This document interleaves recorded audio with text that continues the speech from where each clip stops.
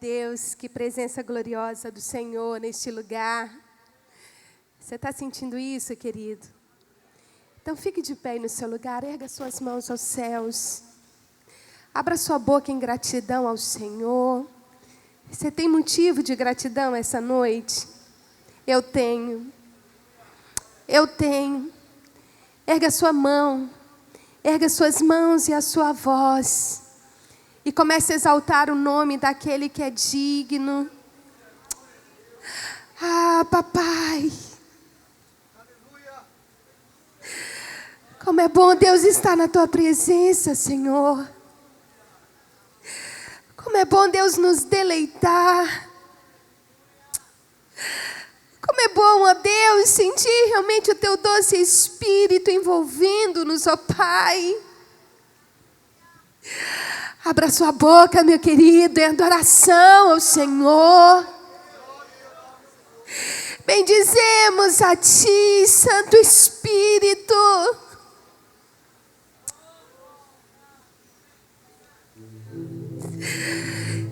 Ramachere cantela machare de cantará mais show. Remachare de cantala machare de sorere cantalele machere cantará machare. Ramachere que dirianda lá, sore cantoro shiri andala machare de sore que tala. Ramachere andala roshare di andala le machare di sore que tala machere.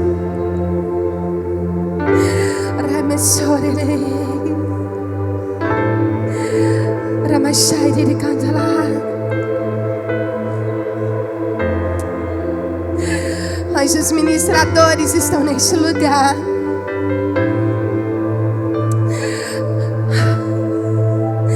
O Senhor te vê.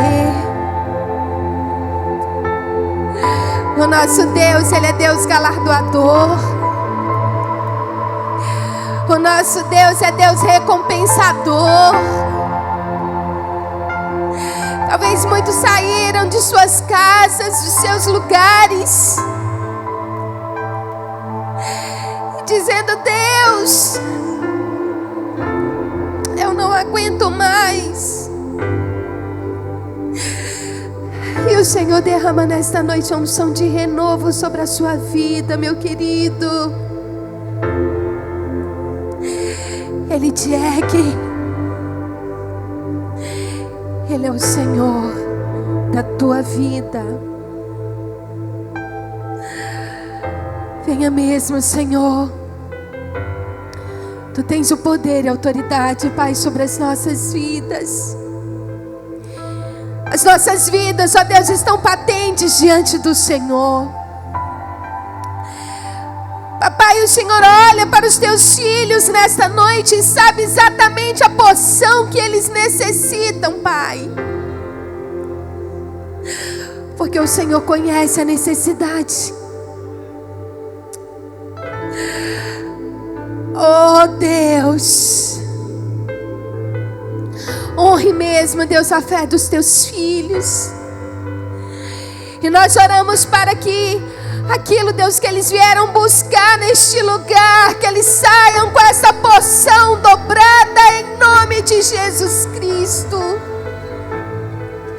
A Deus, que o desanimado receba novo ânimo, que o abatido seja erguido, que o enfermo seja curado.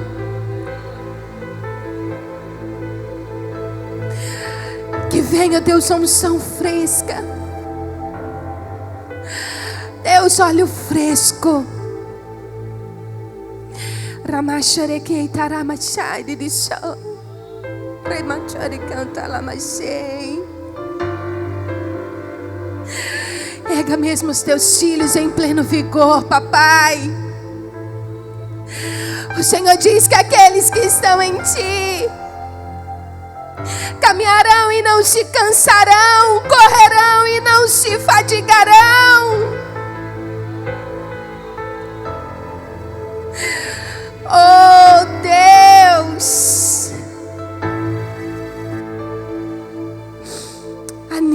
Enche-nos, ó Deus, no teu Espírito. Abra os céus, ó Deus, sobre este lugar, em nome de Jesus. Encontre mesmo, Senhor, corações quebrantados e compungidos pela tua santa presença. O clamor, ó Deus, dos corações, somente o Senhor conhece. Os anseios, as inquietações de alma, as perturbações de espírito.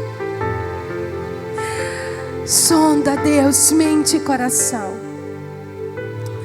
E a minha oração, Deus, nesta noite,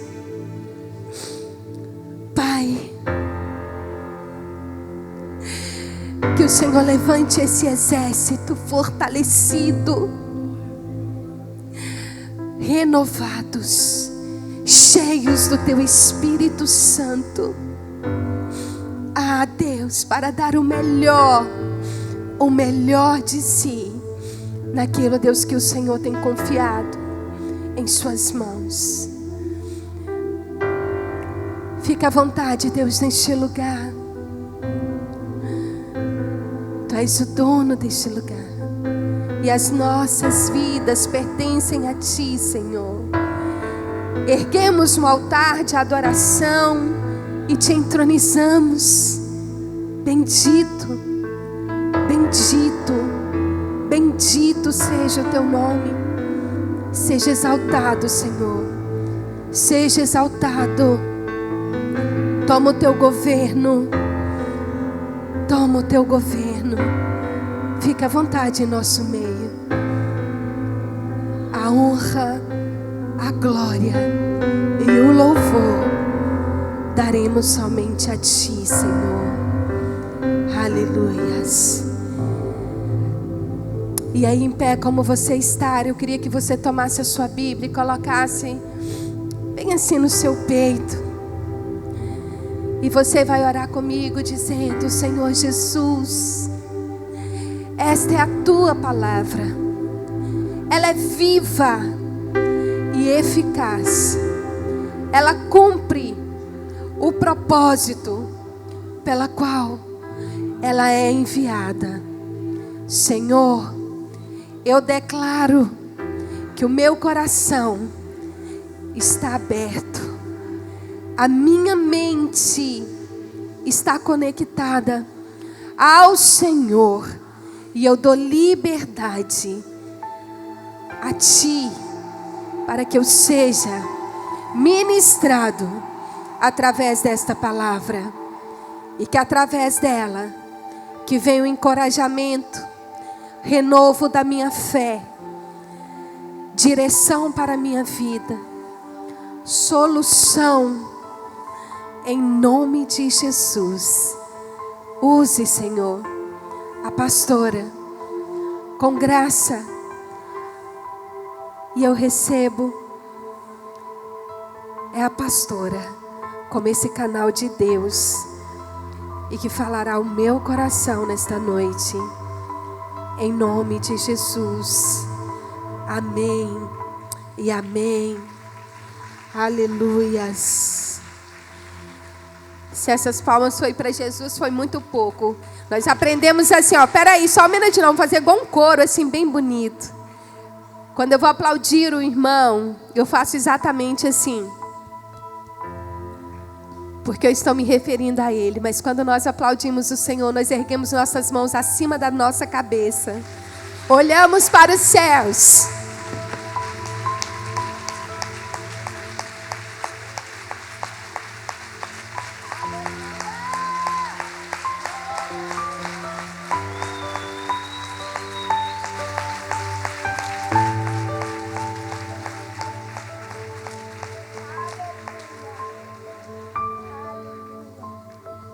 Aleluias. Quantos estão recebendo muito do Senhor? Oh, Deus maravilhoso. Bendito seja o Teu nome, Senhor. Quantos não estavam aqui à tarde? Tem algumas pessoas que não estavam. Que bom que você veio. Louvado seja o nome do Senhor Jesus. E à tarde nós estávamos falando sobre revelando o Deus de gerações. Falamos à tarde que o propósito de Deus é se revelar ao homem. A tentativa do Senhor é sempre trazer o homem para perto de si, para um relacionamento vivo e eficaz. E nós vemos que dentro desse projeto de Deus, ele foi exatamente consumado em Cristo Jesus, quando o nosso Deus o enviou, para que ele cumprisse exatamente esse propósito, ligasse esse homem novamente a ele. Amém, meus queridos? Quantos foram salvos por esta graça maravilhosa? Bendito seja o nome do Senhor Jesus. E nós vemos que através da morte e ressurreição de Cristo Jesus, esse foi o ápice do propósito maior do Pai. Nós vimos o cumprimento. Dizemos que o Senhor, ele não muda, os seus propósitos são imutáveis, muda o tempo, a época, muda tudo isso, mas a palavra do Senhor, ela permanece. Amém, meus queridos? Amém. Aleluias. E nós vemos então Jesus cumprindo exatamente o propósito do Pai. Nós vemos tão claro isso quando ele declara ali em João, no capítulo 17, nós vemos a declaração de Jesus sobre essa submissão. E ele disse, João, capítulo 17, a partir do versículo 1, tendo Jesus falado estas coisas, levantou os olhos aos céus e disse, Pai, é chegada a hora. Glorifica teu Filho, para que o Filho glorifique a ti. Assim como lhe conferiste autoridade sobre toda a carne, a fim de que ele conceda a vida eterna a todos os que lhe deste. Versículo 3. E a vida eterna é esta. Diga comigo, a vida eterna é esta. Que te conheçam a ti, o único Deus verdadeiro, e a Jesus Cristo, a quem enviaste. E nós vemos exatamente Jesus cumprindo o propósito do Pai. Ele disse, olha, eu vim para que todos conheçam a ti. E ele diz aqui no capítulo 17 de João, eu fiz o Senhor conhecido. Eu consumei a obra que o Senhor me confiou. Eu manifestei aos homens. Eu te glorifiquei na terra. Fiz tudo o que o Senhor me delegou a fazer. Nós vemos Jesus aqui no final do seu ministério terreno, fazendo uma prestação de contas ao Pai. Dizendo, olha, eu supri exatamente a expectativa. Obedeci. E no meu tempo, o período que eu passei aqui, eu fiz o Senhor conhecido. Agora, o que eu acho mais interessante, querido, no cumprimento desse propósito do Senhor, é exatamente a declaração. E eu falo que essa declaração é uma declaração que nós precisamos repensar, ruminar a cada dia e apropriar dela. A palavra do Senhor diz que aqueles que creem no Senhor farão as obras que Jesus fez, e maiores obras farão. E nós estamos falando agora à noite sobre Deus gera filhos com seu DNA. E é interessante que após então a ressurreição de Jesus, ele então se coloca diante dos seus discípulos, momentos antes da sua partida, da sua ascensão. Porque já estava tudo planejado, meus queridos. O rei já estava subindo ao seu trono. O seu plano de governo sobre a terra já havia sido definido. O seu direito de reinar foi estabelecido. Os seus embaixadores já haviam sido escolhidos.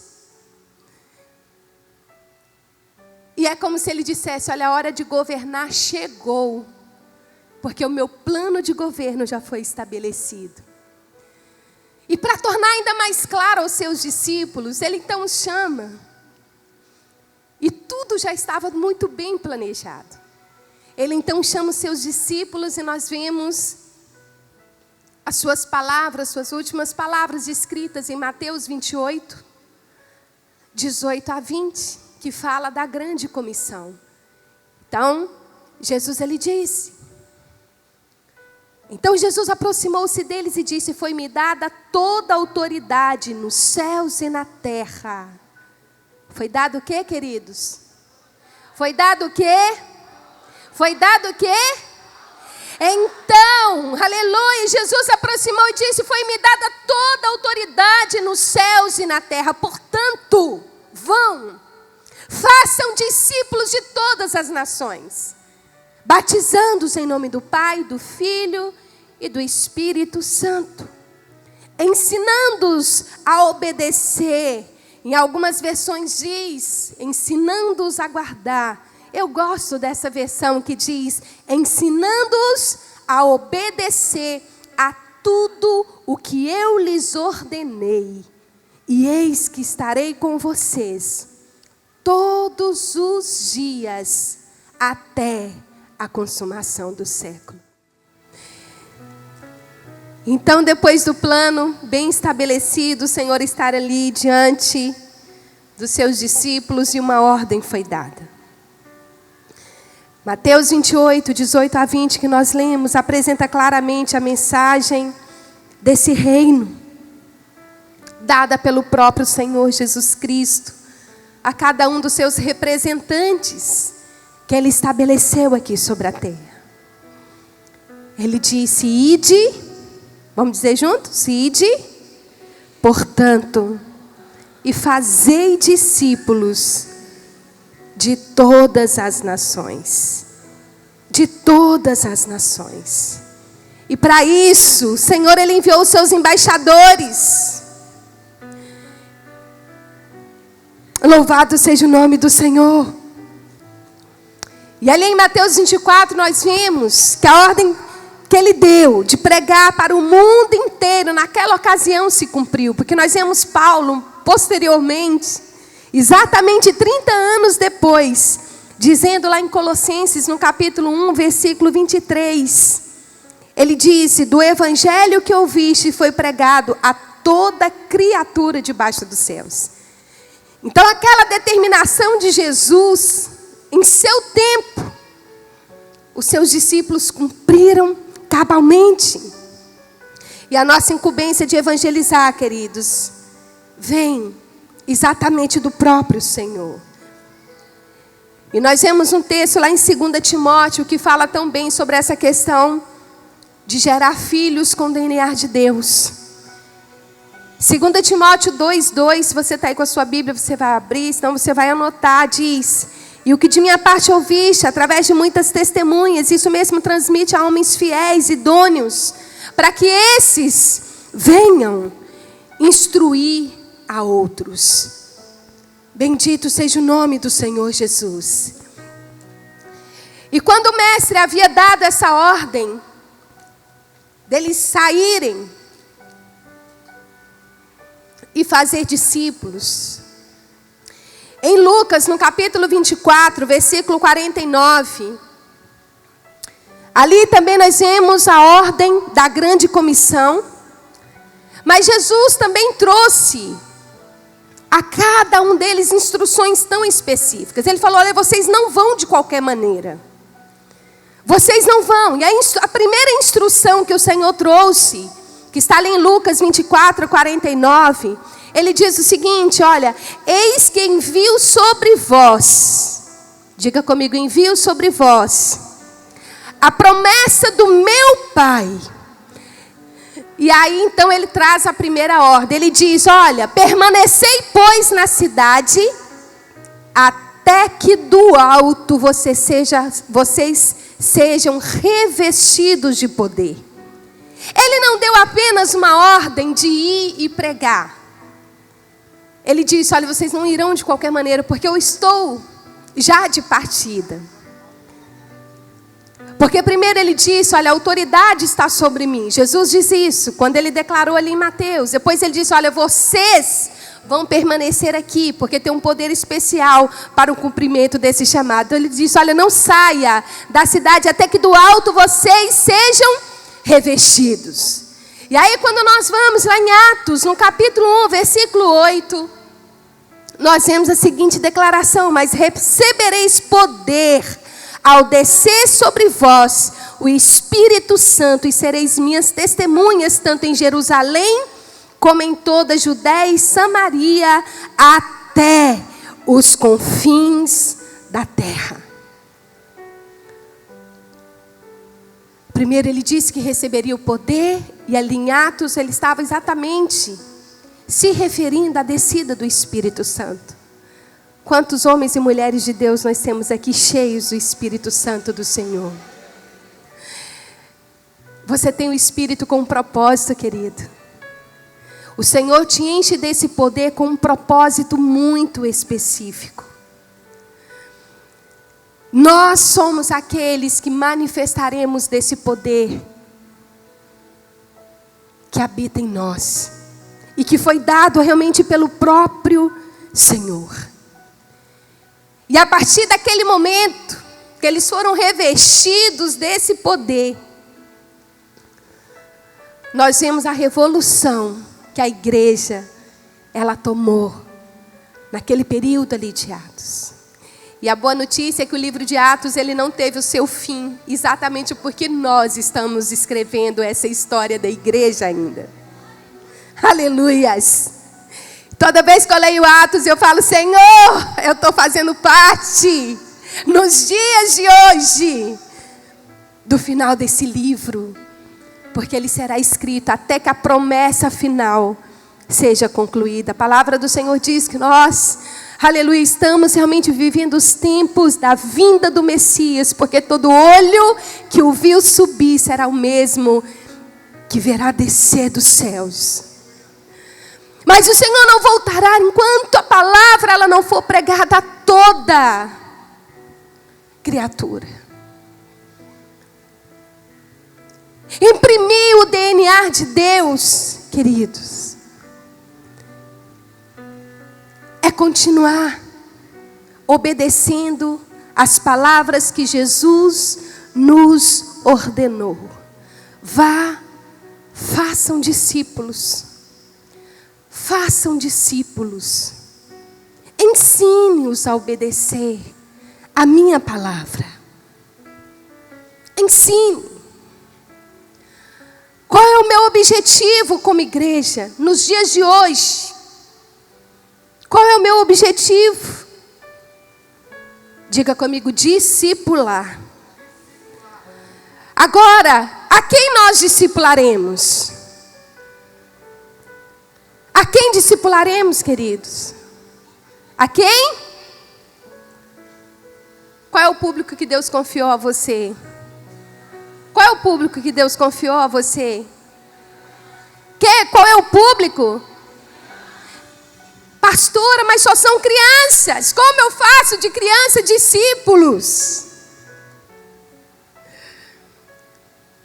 Eu vou contar um pouquinho da minha história assim com vocês, para vocês. Como eu falei mais cedo, eu vim de uma família de 12 irmãos. E eu me converti bem na adolescência. E eu disse que naquele momento ali o Senhor me reportou lá atrás, aos 7 anos, quando eu havia me convertido. E Ele disse que havia me guardado exatamente até aquele momento, porque lá Ele já tinha, aleluia, me separado. Meu coração já era dele. E quando eu tinha convicção, porque aos 14 anos, na verdade, Deus ele selou um chamado, o propósito dele em minha vida. Eu me lembro de uma oração que eu fiz ao Senhor. Eu falei: Senhor, os meus pais não são convertidos. Dos meus irmãos, apenas um era convertido, e foi esse que me levou na escola bíblica dominical, a história que eu contei de manhã. Eu falei: Deus, eu não quero ter um ministério eficaz lá fora. Eu não quero que as pessoas olhem para mim e vejam realmente alguém que foi tão bem sucedido lá fora, ministerialmente, mas que não fiz nada a respeito da minha família. Eu falei: Deus, o Senhor vai autenticar o meu ministério através da conversão da minha família. E eu orei muito tempo. Orei pelo meu pai, pela minha mãe. Em tempo oportuno o Senhor os trouxe. E alguns dos meus irmãos, e nós estamos falando de imprimir o DNA de Deus, gerar filhos. E alguns dos meus irmãos eram assim, algumas pessoas até falavam assim: ó, se esse converter, qualquer pessoa converte, para vocês terem uma noção de como era o coração assim tão endurecido.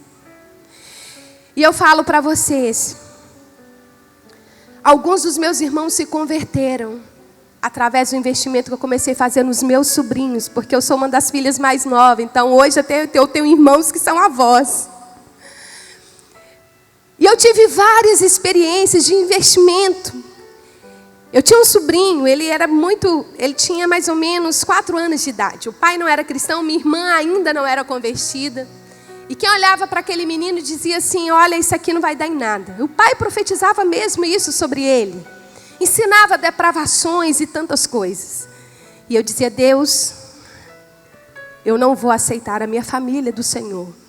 E eu comecei um investimento na vida do Hudson, meu sobrinho, de discipulado, de imprimir as verdades de Deus, de fazê-lo rejeitar as palavras. E ali eu ia trazendo ensino.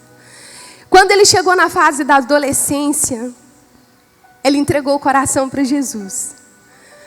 Minha irmã se converteu através da vida dele, e ele ganhou a família toda também para Jesus. E ainda tinha um irmão para se converter.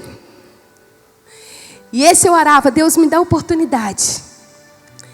E nesse meio tempo, nasceu minha sobrinha. E é uma longa história, mas para encurtar essa história, eu estava de férias lá na Bahia, e ele falou assim: olha, Zilma, eu nem vou te convidar para o batizado da Isabeli, porque eu sei que você é crente e você não vai. E tudo eu vejo como oportunidade. E aí eu falei com meu marido: nós vamos ao batizado da Isabeli. Nós iremos. E aí chegamos lá na igreja católica, estava tudo preparado. E eu vi meu irmão inquieto, de um lado para o outro. Eu falei: mas o que está acontecendo? Por que você está preocupado? Tinha várias crianças para ser batizado. Ele: eu não sei se você sabe, se você lembra ainda dos princípios aqui da igreja católica, mas existe 2 madrinhas, uma que batiza e uma que consagra. E só chegou a que batiza. A madrinha de consagração ainda não chegou. E na hora o Espírito Santo acendeu aquela luzinha assim na minha mente, né? Eu falei: qual que é o problema de eu consagrar a Isabeli? Aí ele olhou para minha cara e falou: eu não sei, você é pastor, eu tenho que conversar com o padre e saber se você pode consagrar. E aí ele chegou e conversou com o padre me chamou, né? E falou assim: nossa, que coisa boa. É tão bom a gente ver esses crentes cabeça aberta. Eu falei: não é bom, assim, e bati na mão do padre. E aí ele falou assim: olha, você pode consagrar sim, e a sua sobrinha. Eu falei assim: olha, mas nós vamos fazer um combinado, porque você sabe que na igreja cristã nós também consagramos. O senhor se importa de eu consagrar a minha maneira? E aí ele falou: não. Eu falei: então tá, depois que você batizar, fazer tudo, eu vou então e consagro a Isabeli. Ele: combinado.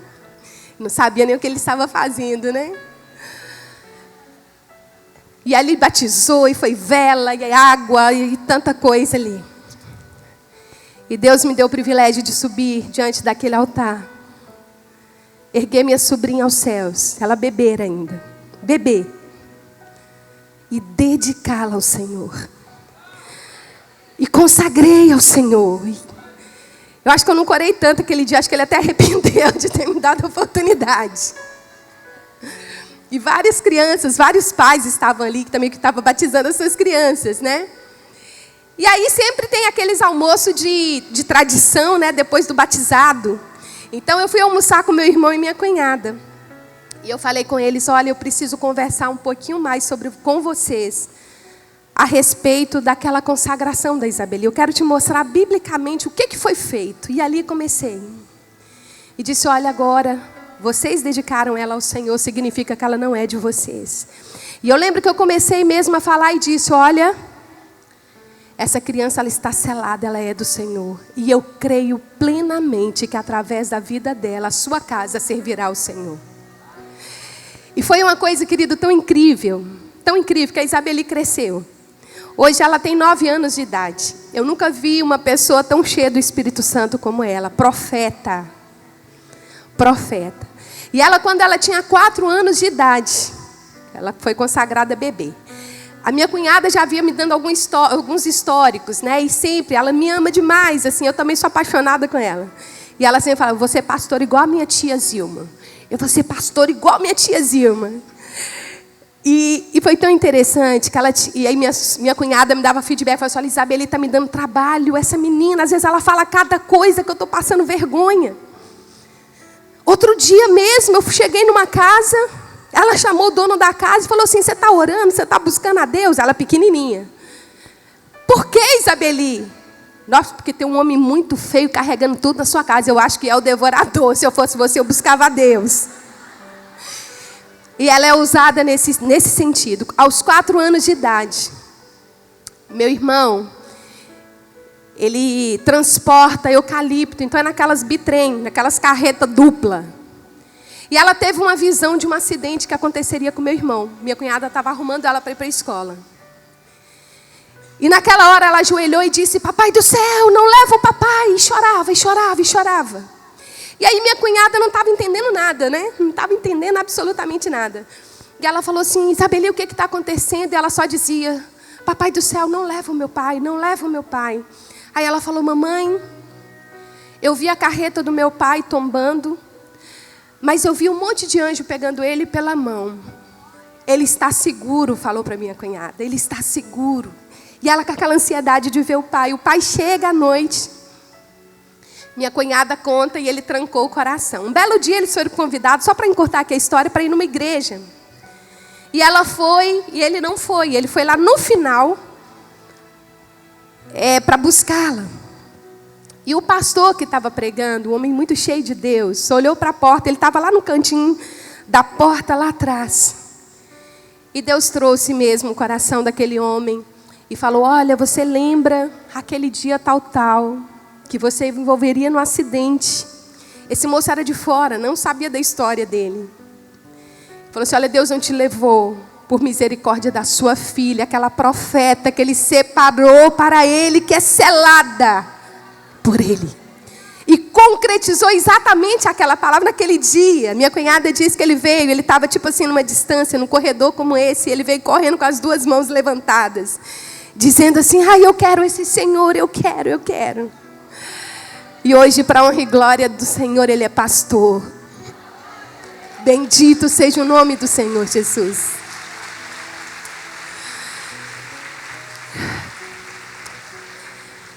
Imprimir o DNA de Deus tem a ver de trazer a realidade, querido, do governo, do reino de Deus, e não desse mundo. É tão interessante que nós estamos vivendo um tempo, uma época, onde nós olhamos e falamos, olha, não tem jeito. Como eu disse, para a glória do Senhor, vai fazer 25, fez agora em março, 25 anos que eu sirvo ao Senhor. E no ministério pastoral, 19 anos. Por 10 anos, eu e meu esposo, nós pastoreamos, como eu disse, né? Na verdade, nós namorávamos, né? Eu fui solteira para lá, aos 21 anos de idade, pastorear, estar à frente ali daquela igreja. E ali tinha muitos juniores, crianças, eram muitas crianças. E aquele lugar tinha algo assim muito estranho, porque as crianças, desde pequenininha, elas já tinham todos os trejeitos para o homossexualismo. E tem um rapaz, um menino especificamente, que ele chegou lá na igreja. E os pais não eram cristãos, e os pais não queriam que ele fosse crente. E eu lembro que na época ele se apegou muito a nós, porque a gente fazia célula manhã, tarde e noite, todos os dias na nossa casa. Porque lá não tinha creche, era um lugar pequeno, os meninos ficavam soltos na rua. A gente levava tudo para a nossa casa para ensinar a palavra do Senhor. Então a gente tinha célula todos os dias. E esse rapaz, esse menino na época era uma criança, né? Ele ia todos os dias. E eu lembro que o pai dele chamou e falou que preferia que ele fosse homossexual do que fosse cristão. E aí todo aquele trabalho que a gente fazia com ele, dele não aceitar essas palavras, ele era um menino do Senhor e o Senhor havia criado, e a gente desconstruindo toda uma mentalidade. E eu me lembro que um dia o pai dele falou assim, olha, esse negócio de religião acho que está te deixando doido, eu vou procurar uma psicóloga. E aí eu falei com ele, olha, pergunta ao seu pai se ele aceita um psicólogo cristão. O pai dele não aceitou. Então ele foi para uma psicóloga mundana e a psicóloga ficava colocando na cabeça dele, olha, você tem que ser feliz. O menino era junior ainda e na época ele namorava um outro menino. Não era nem adolescente ainda. E a psicóloga disse, olha, você precisa ser feliz. E mandou liberar geral, para que ele pudesse buscar essa alegria. Os pais eram separados, era uma vida toda conturbada. Eu lembro que eu marcava na minha agenda, eu falava, quais são os dias de encontro com a psicóloga? Ele falava, olha, é terça e quinta-feira. Eu falei, olha, terça e quinta-feira depois da psicóloga, o seu lugar é aqui em casa.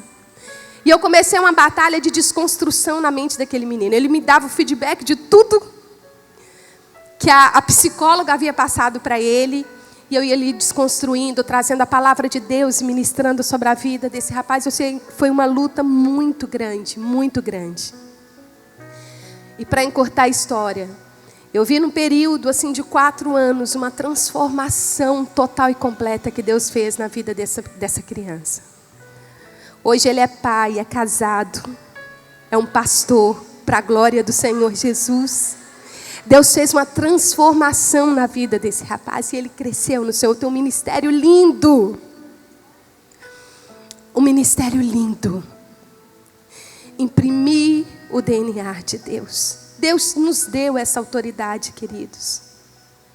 O Senhor, Ele nos deu essa autoridade. Nós fomos revestidos de um poder do alto. E por isso nós não podemos nos acomodar ou nos conformar com este século, como diz a palavra do Senhor. A impressão que nós temos é que hoje nós estamos vivendo um tempo, e na verdade uma das filosofias da pós-modernidade é exatamente o hedonismo, é o eu em primeiro lugar.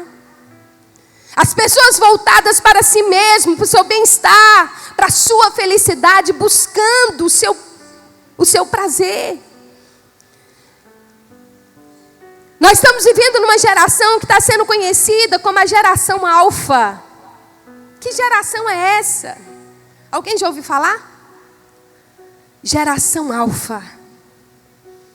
A geração alfa é composta por crianças que desde muito pequenas estão inseridas no mundo da tecnologia. E até a filosofia da NET é o quê? O mundo em suas mãos.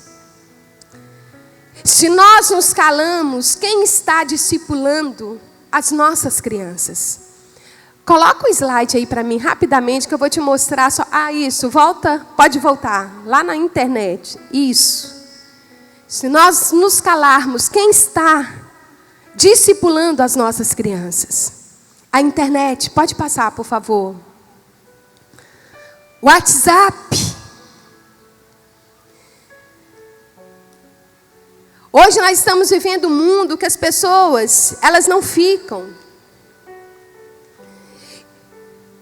mais sem celular. Está virando até um deus, um ídolo.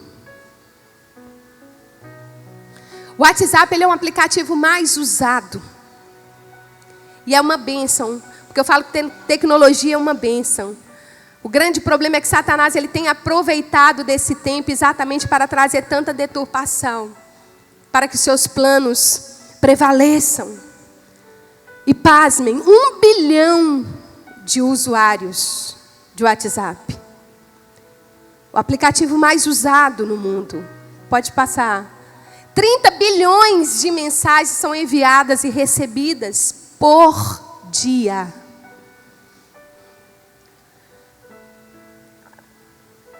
Diz que pelo menos 4 horas são perdidas por dia pelas pessoas, pelo WhatsApp. E não vamos falar que é somente adulto, não, porque hoje eu tenho um menino de 4 anos de idade que ele pega o meu telefone e ele sabe melhor do que eu. É a geração alfa, já nasce com isso já impregnado, é o tempo. E outra estimativa diz que as pessoas estão checando pelo menos 23 vezes por dia o celular. E qual é a consequência de tudo isso? Desse uso excessivo. Quem já ouviu falar nesse nome aqui? Nomofobia. Quem já ouviu falar? É uma síndrome, é uma doença que foi desenvolvida. Inclusive em São Paulo já tem uma ala exatamente para tratar dessa doença no Hospital Público de São Paulo. Nomofobia. Sabe o que isso significa? É um medo, um pânico de não ter um celular por perto. É aquela mesma sensação de abstinência de drogas. Se nós calamos, as crianças estão sendo discipuladas. E isso tem gerado o quê? Ansiedade. O índice de suicídios e o índice de depressão tem sido aumentado cada vez mais. Antes a gente achava que era uma doença de adulto, hoje é infantil. Eu não trouxe aqui os dados, eu tenho isso, depois eu posso até mesmo passar essa estimativa que é de pouquíssimo tempo. O número de crianças depressivas por viver um mundo de isolamento. E isso vai desenvolvendo o que? O imediatismo, pode passar. O egoísmo, o eu em primeiro lugar. Ali tem uma cena, e essa cena me chocou muito. A Bíblia fala desse tempo onde o amor de muitos esfriariam. E sabe qual é, querida, a tristeza realmente do coração? Que às vezes essa falta de amor chega até nós. Nós estamos vivendo um tempo que é tanta notícia ruim, que hoje, quando a gente recebe, nós não nos sensibilizamos mais, aquilo não nos toca. Muitas vezes nós não sentimos. Volta lá, fazendo um favor. Esse rapaz, o que está acontecendo? É uma briga de namorado. E nessa briga, o namorado está espancando a namorada.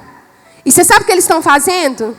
Estão fazendo uma selfie, porque a notícia é fresca.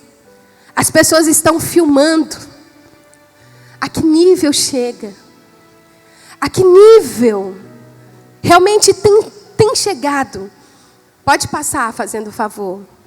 Essa garota nas redes sociais, essa foto circulou a internet. Ela chorando, ela manda uma mensagem para um fã. Na verdade, ela é fã de uma dessas bandas aí. E aí ela manda chorando, falando: meu cachorrinho morreu, né? Deixa aqui a sua mensagem, mas é uma maneira de chamar a atenção. E eu estou falando, nós estamos vivenciando, queridos, e presenciando crianças órfãos de pai e mãe, que são entregues a si mesmo. Videogames é outros aplicativos que têm discipulado essa geração, né? E olha, pasme, a indústria de game ele superou a indústria de cinema. Em que sentido? Hollywood em 2015 faturou 11 bilhões. Agora, olha só a rede de games. 61 bilhões. 69% dos brasileiros jogam em celulares. Eu e a Júcia, a gente achou até engraçado, porque a gente estava vindo no avião, uma senhorinha, ela era até japonesa, mas assim, senhorinha mesmo. E a viagem inteira ela estava com o celular e jogando videogame. Eu falei, gente, até entendida. 81% joga em consoles tradicionais, PlayStation e etc. E nós sabemos que a maioria dos jogos de videogame, eles estão fazendo apologia a quê? Violência, drogas, sexo.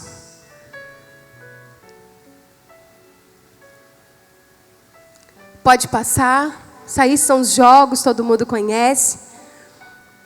O Minecraft, que parece... Quantos já viu falar do Minecraft? Parece ser tão inocente, né?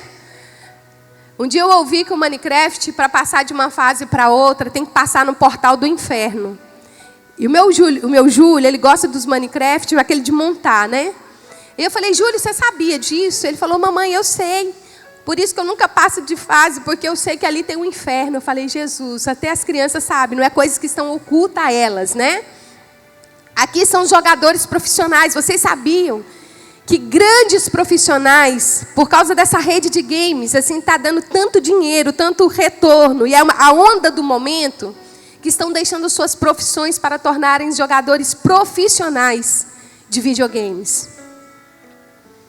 E grandes empresas, como grandes jogadores, têm patrocinado esses times. Aqui é um estádio de um campeonato final de videogame.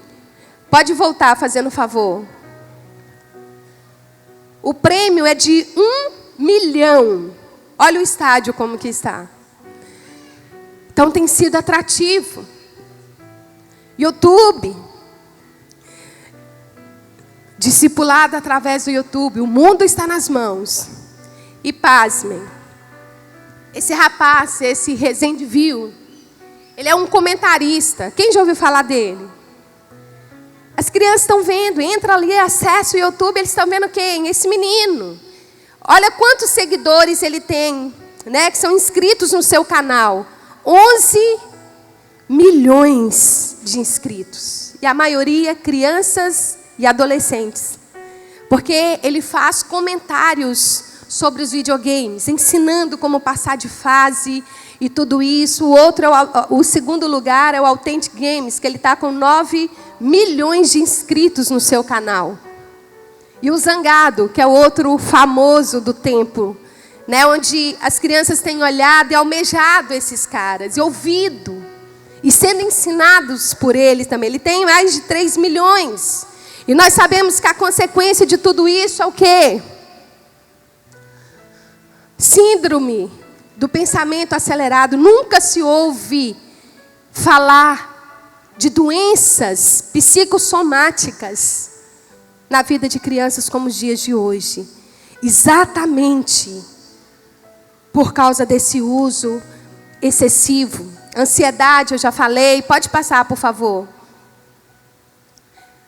E é interessante que a ansiedade, ela vai gerar o desejo por novos estímulos.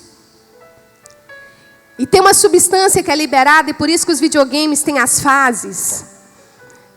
Tem uma substância que é liberada que chama dopamina. Que é o desejo cada dia mais de superar, de superar. Então eles vencem hoje uma fase, eles querem outra e outra e outra. E aí isso vai gerando ainda mais ansiedade no coração. Por que eu estou falando tudo isso? Porque o Senhor, Ele trouxe para mim e para você a incumbência de fazer discípulos. O propósito de Jesus, Ele não mudou. De fazer discípulos nessa geração. Meu Deus, que desafio grande, Senhor. Que desafio grande. Que desafio grande. E Ele nos ensina como nós fazemos esses discípulos. Volta com a sua Bíblia comigo, lá em Mateus.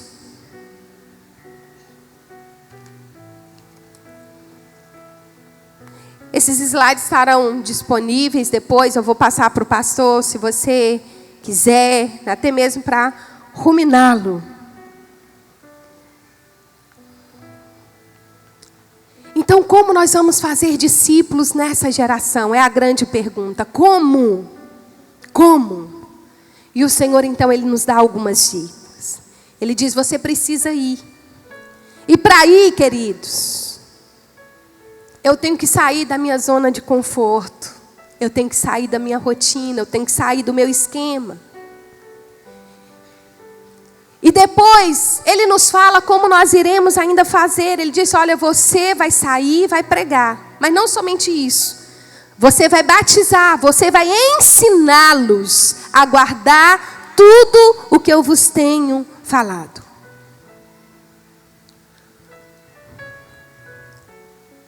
E o que nós vamos pregar? O Evangelho? Tudo aquilo que Jesus ele ordenou? Tudo aquilo que está escrito? Ele disse, você vai ensiná-los a obedecer. Diga comigo, obedecer. Obedecer. A ordem de Jesus não é apenas fazer das crianças conhecedoras da Bíblia. Elas precisam aprender a obedecer a palavra de Deus. Obedecer de que maneira? A decisão, o batismo. Entendendo que elas precisam se render, se entregar a Jesus. E o que Jesus ele está ensinando a mim e a você, querida, é exatamente isso. Porque quando nós ensinamos a verdade e no princípio de batalha espiritual, é isso que nós aprendemos. Quando um altar está sendo erguido para outros deuses, você não precisa mostrar que aquele altar ali, ele é o errado, é o que não pode ser feito. Nós destruímos os altares quando nós elevamos um altar maior e levantamos esse altar de adoração ao Senhor.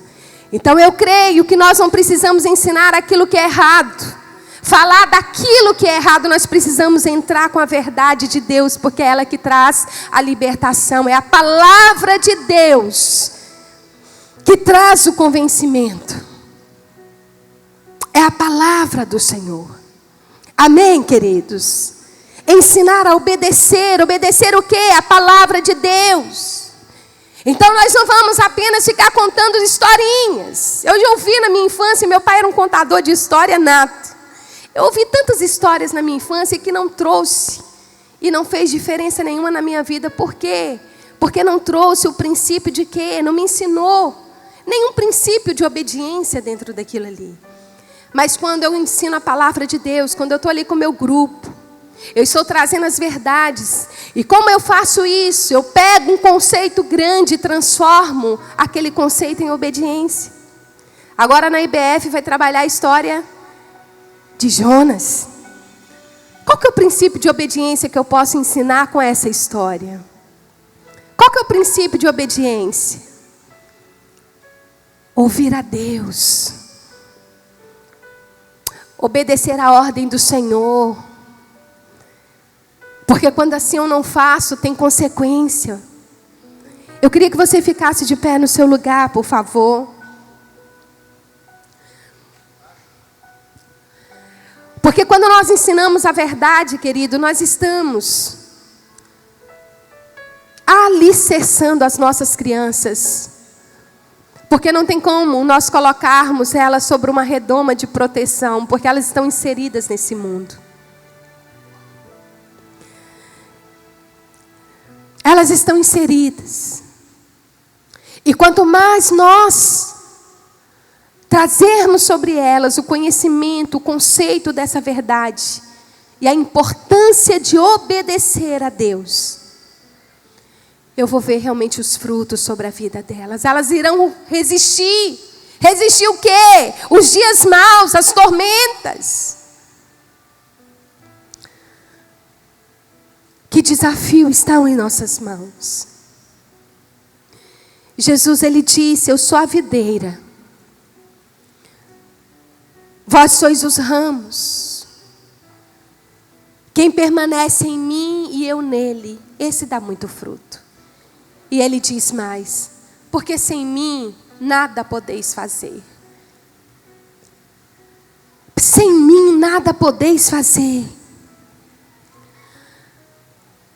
Eu preciso estar inserido, enxertado.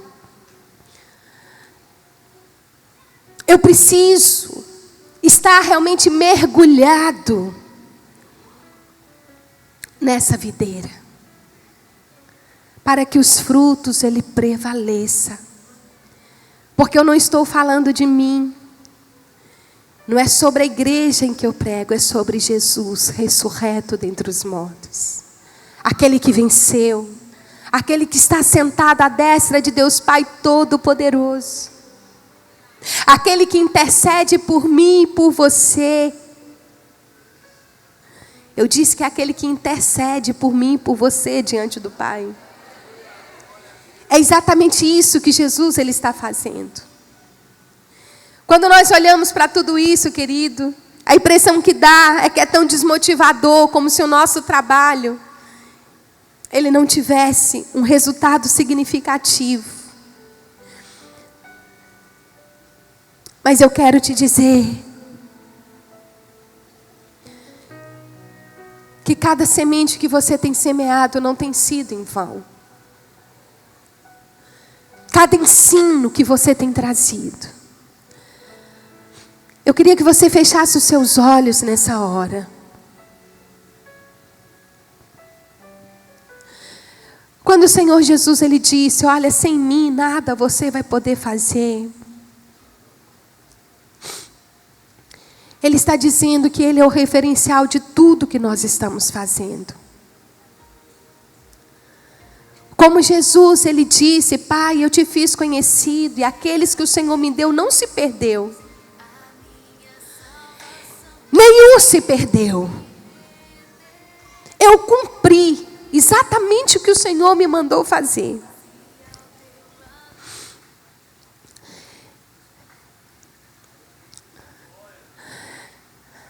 E Ele disse também a nós: olha, você foi chamada para frutificar, mas não somente para dar fruto.